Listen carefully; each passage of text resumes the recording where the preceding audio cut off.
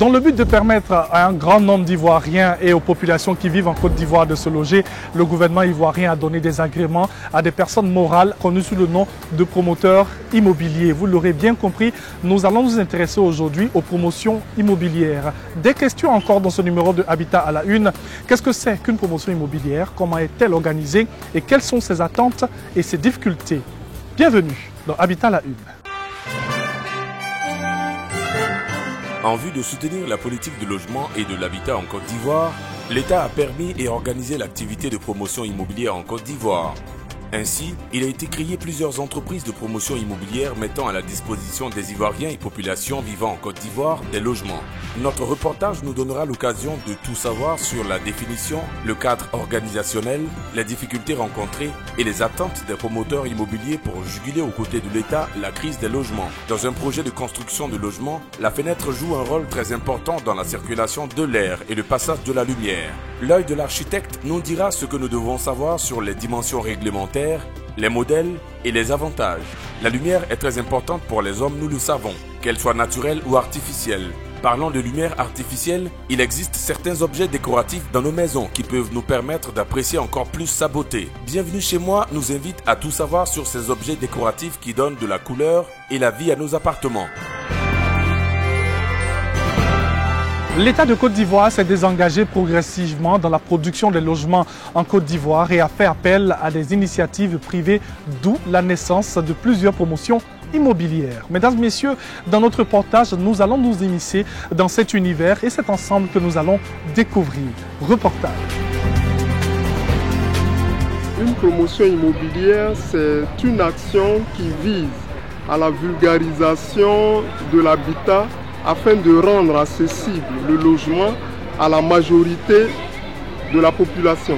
C'est une structure chargée de construction de maisons dans des endroits et qui revendent ces maisons-là à des particuliers. Quand on parle de promotion immobilière, on parle d'une promotion dans le domaine de l'immobilier. Personnellement, je n'y ai jamais souscrit. J'ai jamais souscrit, mais j'ai déjà entendu parler. Oui, vous donnez un apport personnel et puis vous le payez par modalité.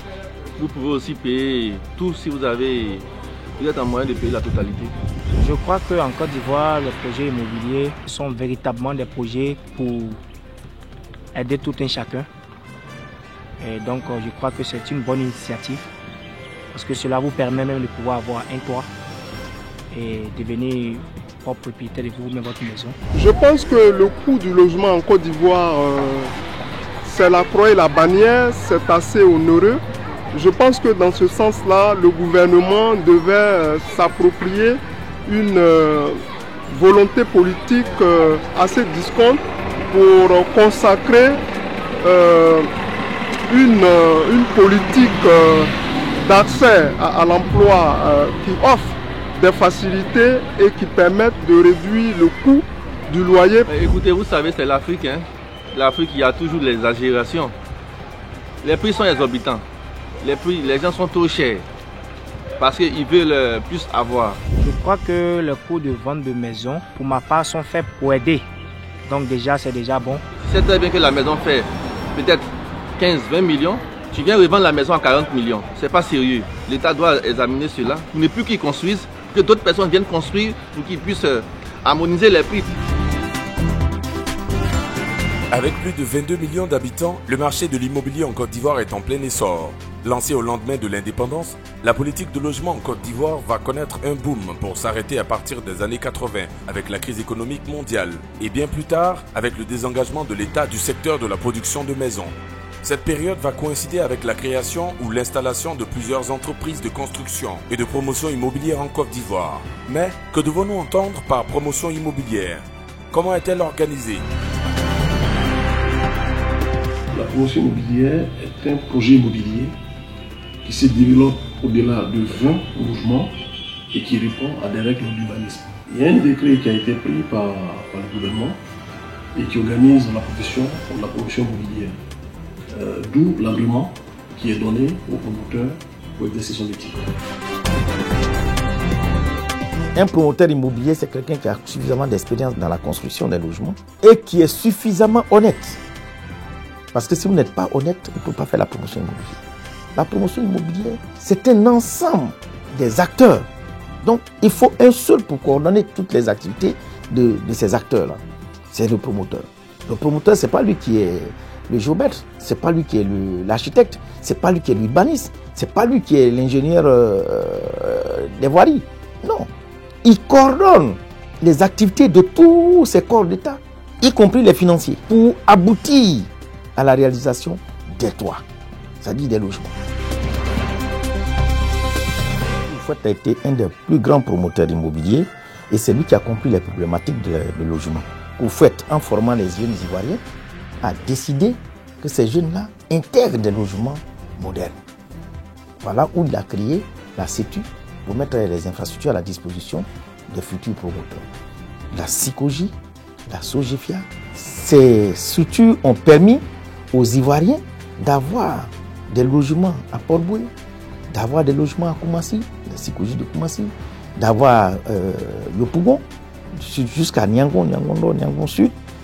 Ça a permis à la Côte d'Ivoire, disons à la génération de 1973 à 1982, d'intégrer des logements décents, comme les SICOGI, comme les SOGEFIA que je venais de citer. Ça a été même une très bonne expérience qu'il faut redémarrer. Bon nombre d'Ivoiriens ont profité de cette opportunité, autant d'Oufoué-Boigny. J'ai profité de ma maison, ma première maison SOGEFIA, en 1983, dans les histoires de logement. Donc, Oufouette avait totalement compris. Non seulement il a créé les sociétés, mais il avait permis à des banques d'accompagner ces sociétés dans la réalisation de ces logements.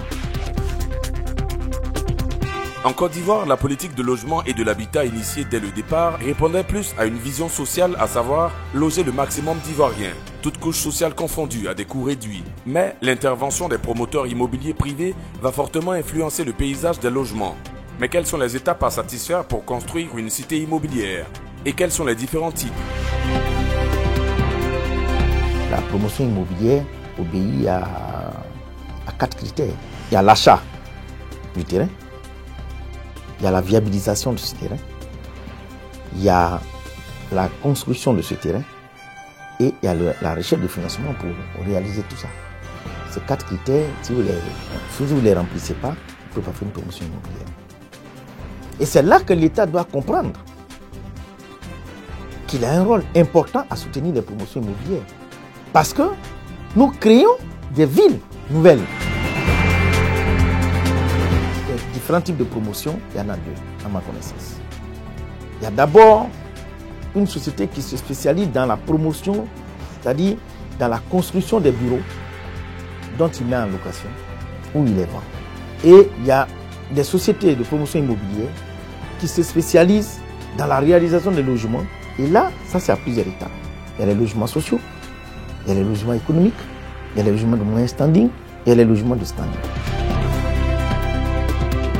L'explosion démographique et l'inégale répartition de la population sur l'ensemble du territoire, notamment dans les zones de fort intérêt économique, ont fait accroître la demande de logement par rapport à l'offre, ce qui a permis l'intrusion malheureusement sur le marché des promoteurs immobiliers véreux, proposant des logements indécents dans des zones à risque ou parfois des projets immobiliers jamais sortis de terre.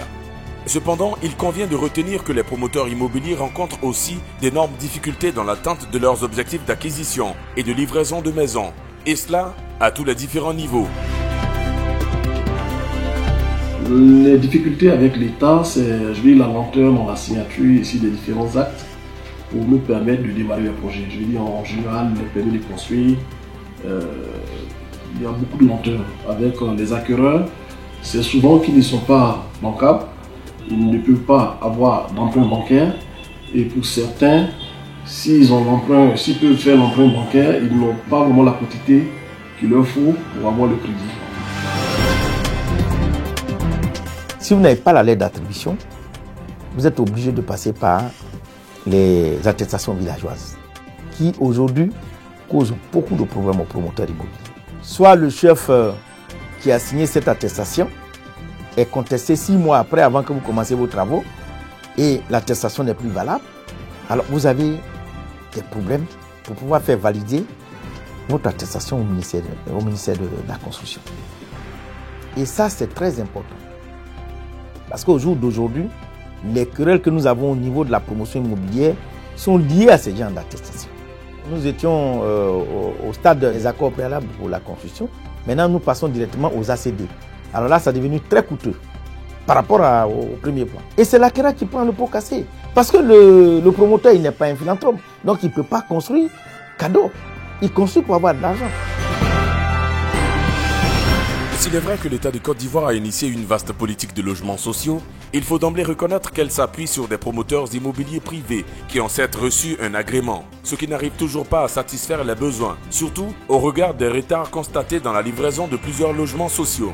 À cet effet, il serait donc souhaitable au secteur clé, à savoir l'État, les banques et les acquéreurs, de jouer franc jeu pour permettre aux promoteurs immobiliers de respecter leurs engagements et de juguler aux côtés de l'État la crise de logement que connaît la Côte d'Ivoire.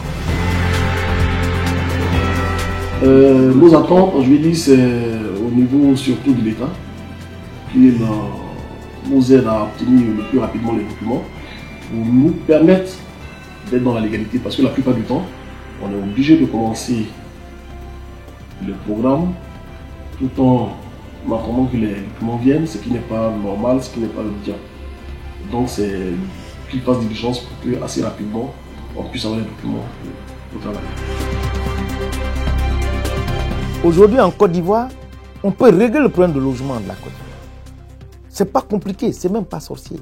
Il faut qu'il y ait la bonne volonté de part et d'autre. Il faut que chacun comprenne que les Ivoiriens souffrent pour ce problème de manque de logement. Alors, mon mot de fin, c'est surtout que tous les Ivoiriens puissent avoir un toit. Parce que, comme on dit chez nous, dormir chez les autres est bien, mais dormir chez soi encore mieux. Livrer des maisons dans de bonnes conditions matérielles et financières aux Ivoiriens est le souci de tout promoteur immobilier. Mais résorber le problème de logement, ce n'est pas seulement dans la capitale économique, mais c'est aussi ouvrir de vastes projets immobiliers sur l'ensemble du territoire national, et cela reste le plus grand défi de toute promotion immobilière. Et c'est cela l'émergence vraie de la Côte d'Ivoire. Dans un projet de construction pour laisser passer l'air, le soleil et les occupants, il a été conçu par les architectes des ouvertures appelées portes ou fenêtres. Nous allons nous intéresser au deuxième élément cité, c'est-à-dire les fenêtres, et en savoir plus avec notre expert pour aujourd'hui. Les dimensions, les différents types de fenêtres et surtout les avantages, ça part maintenant avec l'œil de l'architecte. Quel constat faites-vous sur les fenêtres de certaines résidences et autres immeubles d'habitation? La fenêtre, c'est l'œil du bâtiment. Comme nous avons, nous aussi, des yeux, les résidences, les bâtiments ont des yeux. Voilà. Et ça a une utilité. Les fenêtres servent aussi à ventiler, premièrement. Et deuxièmement, apporter l'air qu'on a besoin pour respirer, la lumière qu'on a besoin pour voir. Quand nous regardons nos façades, nous voyons d'abord que les fenêtres ne sont pas organisées. C'est un pêle-mêle. Nous, en tant qu'hommes du bâtiment, des métiers, ça blesse l'œil. Il y a une fenêtre qui est à droite, ils ne sont pas à la même hauteur, même s'ils sont de même palier, l'autre est un peu haut, on ne sait pas pourquoi c'est un peu haut, l'autre est un peu bas, et ils ne sont pas proportionnés. Alors, quand nous regardons, c'est ça, c'est ce contraste triste. On sait que, voilà, l'ouvrier n'a pas bien travaillé. Quelles sont les dimensions à respecter dans la construction d'une fenêtre? Les dimensions des fenêtres doivent correspondre à 10% du local à éclairer, 10 à 20%. Si on a calculé la surface, si ça fait 10 mètres carrés, on prend 10%, ou bien 20% pour faire la fenêtre. Quels sont les différents types de fenêtres et leurs avantages? Il y a des différents types de fenêtres. Premièrement, selon les matériaux, il y a le PVC, il y a l'aluminium, il y a le bois. Ça, ce sont les grands types qui sont des matériaux qui existent. Alors, selon aussi l'ouverture de la fenêtre, il y a les fenêtres qui s'ouvrent à l'extérieur. C'est les fenêtres qui s'ouvrent à la française. À l'époque, bon, ces fenêtres, quand les Français faisaient à l'époque, c'était pour s'évader. Alors, on poussait les deux fenêtres à l'extérieur pour ne pas que ça encombre la chambre. Les Anglais sont venus, on dit, mais nous, on va mettre un store derrière. Si on ouvre là-bas, il y a les grilles de protection. Ça ne va pas. Donc, on ouvre à l'intérieur. Donc, ils ont ouvert à l'intérieur. C'est à l'anglaise. Il y a les fenêtres aussi qu'on coulisse, qu'on pivote, qu'on bascule. Alors, tous ces types sont venus pour le plaisir de l'homme. Il y a d'autres même qu'on appelle les fenêtres à guillotine. Ça veut dire que ça venait comme les guillotines à l'époque antique, là. Ça peut être, on tire, enfin un peu, on ouvre comme ça pour regarder, ça ne va pas. Ça veut dire que c'était des mesures de sécurité pour celui qui ouvrait ou bien qui fermait, parce qu'on ouvrait la nuit. Et puis, il faut dire aussi que dans l'aménagement des ouvertures, surtout des fenêtres, il faut penser à la sécurité. La fenêtre qui s'ouvre à l'extérieur, la nuit, tu peux aller chercher le battant. Peut-être il y a quelqu'un qui t'entend en bas, puis tu prends le bras, et puis il te tire. Quand c'est une fenêtre que tu dois rabattre, par exemple, à l'anglaise, là, bon, quand quelqu'un veut rentrer, toi, tu peux pousser. Tu as la force de pousser. Mais quand on te tire à l'extérieur, voilà, tu peux partir. Donc, les types ont été développés selon les systèmes de sécurité, selon les systèmes de protection. Alors, les types de fenêtres aussi se catégorisent aussi par éléments. Les éléments qu'on met en œuvre. Si je fais un battant, on dit, bon, ça a un battant. Ça peut être à 2 volets, à 2 battants. Ça peut être à 3 battants. Ça peut être coulissant, comme j'ai dit. Ça peut être basculant. Et puis, on peut vitrer ou bien on peut faire des panneaux. Les types de fenêtres en PVC, nous commençons par là, ont beaucoup d'avantages. Le PVC, il est facile à entretenir, facile à travailler, durable, très souvent moins cher. L'inconvénient des PVC, c'est qu'ils ne sont pas trop solides. Alors il faut les renforcer. Et l'élément PVC, c'est un élément qui contient un peu de particules d'électricité. Ça veut dire que c'est l'électricité statique qui est dedans. À force de manœuvrer, ça peut chauffer. C'est les 2 inconvénients là que les PVC. Quand nous prenons l'alu aussi, il est facile à travailler. L'alu, l'entretien est facile. L'alu durable, ça, ce sont ses avantages. Mais les inconvénients de l'alu, c'est que l'alu est cher. C'est pour les grandes résidences peut-être. Et l'alu aussi n'est pas isolant. Alors on a même pour encadrer, pour faire le mariage entre le mur et l'alu. Et très souvent, dans ce creux-là qu'on appelle le pré-cadre, il y a l'humidité qui passe et qui fait des moisissures très souvent sur les fenêtres ou bien sur les murs à l'intérieur. Si nous prenons le type bois, le bois, il est bien durable, mais il a besoin toujours d'entretien. Le bois est durable, il est beau, c'est ce que nous souhaitons. Mais le bois se fait rare aujourd'hui. Et son inconvénient est que il devient plus cher aujourd'hui. Et puis avec le réchauffement climatique, voilà, nous sommes abusés, nous les architectes, à conseiller les gens. On dit, bon, tournons-nous vers le PVC, qui est moins cher, qui est facile à travailler, et ainsi de suite. Voilà les 3 types de fenêtres, leurs avantages et leurs inconvénients. Mesdames et messieurs, vous suivez Habitat la Une sur RTI 1 et à ce stade de cette émission, nous faisons toujours un petit récapitulatif de tout ce que vous avez vu depuis le début de ce numéro. Aujourd'hui, nous avons parlé des promotions immobilières, tout ce qu'il faudrait savoir, c'était dans notre reportage.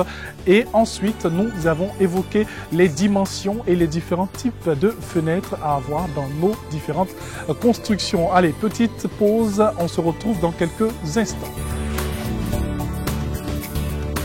La lumière contribue à la beauté d'une pièce dans un appartement, surtout lorsqu'il existe des éléments pour la mettre en valeur. Nous allons dans Bienvenue chez moi aller à la découverte des abat-jour traditionnels.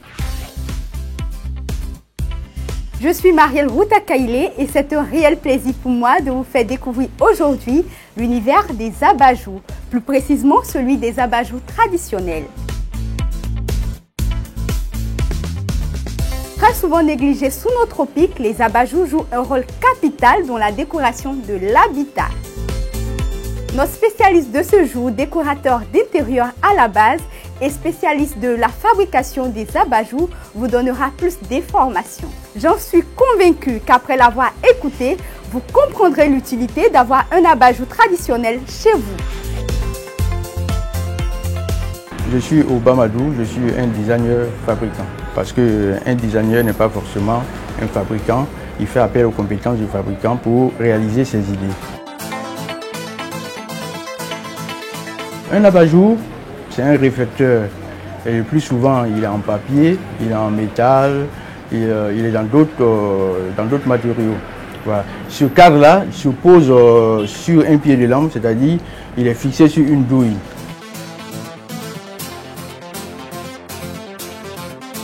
Le rôle d'un abat-jour, c'est de tamiser la lumière, de manière à ce qu'on évite l'éblouissement. Parce qu'en matière de lumière, la chose la plus dangereuse, c'est l'excès de lumière. Voilà. Et donc le rôle de l'abat-jour est d'adoucir cette lumière. Et maintenant, l'abat-jour traditionnel fait exactement la même chose, mais en plus, on a des matériaux de chez nous avec la beauté des pagnes, on a les accessoires de l'abat-jour, c'est-à-dire le pied de l'abat-jour par exemple, qui peut être fait dans une belle statuette. Et donc vous voyez bien que les abat-jours traditionnels apportent beaucoup plus d'émotion. On peut avoir un abat-jour dans le matériau qu'on veut. On peut personnaliser son abat-jour et ça c'est très important. On peut prendre un objet, par exemple, il y a un lien, un objet que vous avez remis votre grand-mère et puis on le transforme en abat-jour.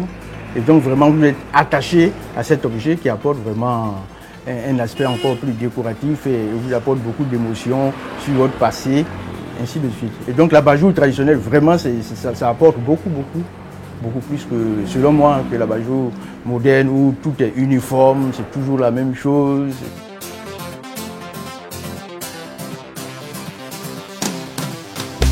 Dans les abat-jours traditionnels, on utilise tout ce qui est local, tout ce qui est local, tout matériau local, on peut le transformer en abat-jour. Les pagnes, par exemple, j'aime beaucoup les pagnes parce que le pagne nous rappelle beaucoup de choses, notre culture, et en même temps il est translucide, c'est-à-dire qu'il laisse passer la lumière lorsque vous faites votre abat-jour. Donc en fait, il est beaucoup plus intéressant que les autres matériaux. On utilise, par exemple, on peut faire un abat-jour en métal aussi. En métal, c'est vrai, c'est très beau, mais comme il n'est pas translucide, donc l'éclairage est beaucoup plus indirect. Voilà. Et donc il y a d'autres matériaux, vous pouvez prendre des cordes, par exemple des ficelles, pour faire un abat-jour. Ça vous donne des effets décoratifs vraiment extraordinaires.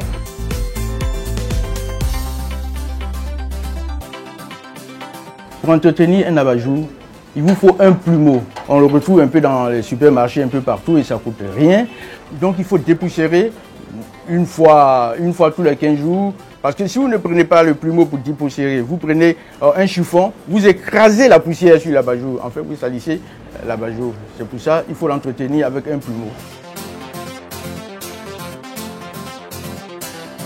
Les pièces où on doit mettre les abat-jours, essentiellement, il y a la chambre à coucher d'abord. C'est là que l'abat-jour est le plus utile. Vous avez la traditionnelle lampe de chevet qui veille sur vous, sur votre sommeil. Et si vous avez envie de lire, par exemple, ça vous permet de lire tranquillement, sans gêner l'autre qui est à côté. Maintenant, vous avez la chambre à vivre, c'est-à-dire le salon, où il vous faut des abat-jours. Des abat-jours, soit des lampes de grosses lampes à poser, soit des lampadaires que vous posez autour des fauteuils, parce que c'est là qu'on reçoit souvent, c'est là qu'on est assis. Et vous avez autour de la télé, il vous faut toujours un peu de lumière, voilà, pour casser le phénomène d'éblouissement que crée la télé pour les yeux. Sinon l'éblouissement abîme les cellules visuelles et c'est très dangereux. Donc l'abat-jour permet d'annuler cela.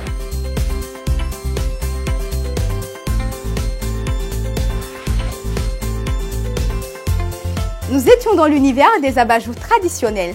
Nous espérons que l'éclaircissement que vous a donné notre spécialiste vous motivera davantage à vous intéresser désormais aux abat-jours traditionnels qui représentent des éléments embellisseurs de la décoration intérieure et surtout qui nous permettent de nous rappeler notre belle culture africaine. Sur ce, je vous souhaite une bonne décoration chez vous. Mesdames et messieurs, merci d'avoir suivi Habitat à la Une. Toute l'équipe se joint à moi pour vous dire grand merci pour cette fidélité que vous nous accordez. Ce sera un réel plaisir de vous retrouver très prochainement sur la chaîne qui rassemble. Et n'oubliez pas, ce petit conseil avant de partir, gardez toujours en vous la flamme de l'amour. Au revoir. Pour toutes vos suggestions et participations à l'émission, contactez-nous à l'adresse email suivante: habitat@rti.ci ou via notre page Facebook www.facebook.com/habitat à la une/